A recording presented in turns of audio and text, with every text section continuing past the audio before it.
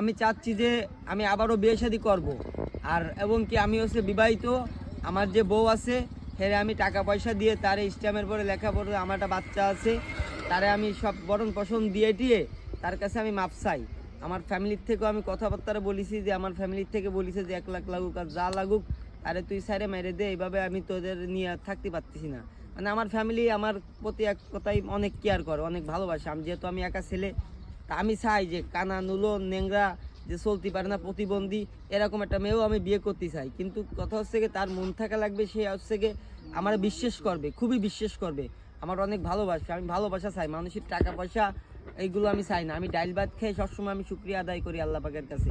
কিন্তু এদের কাছে অবৈধ টাকা পয়সা অনেক কিছু আছে, তারা অনেক সম্পত্তির মালিক, আগে টাকা পয়সা আর কমতি নাই এক কথায়।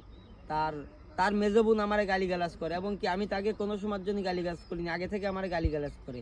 আর গালিগালাজ করার কারণ হচ্ছে কি আমার বউ মনে করেন যে যায়, তাই একটা মেয়ে মানুষের কত সময় লাগে যে একটা প্রেগনেন্ট মহিলারও কেয়ার করতে, 2.5 মাস ধরে কেয়ার করেছে। তার কেয়ার করেছে কি জন্য এটা আমি আর পাবলিক পেলে যে বলতে চাচ্ছি না।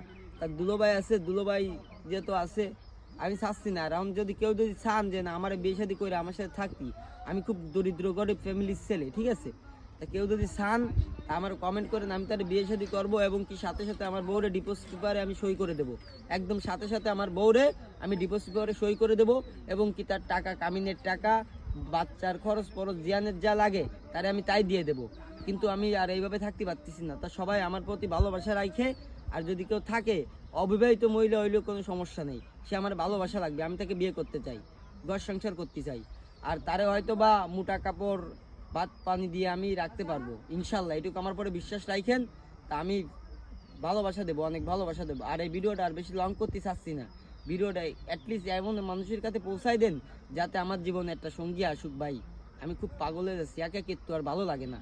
ভাই প্লিজ আপনাদের কাছে আমি হাত জোর করে বলতেছি, আমারে একটা কিছু করে দিয়েন ভাই, রাখো।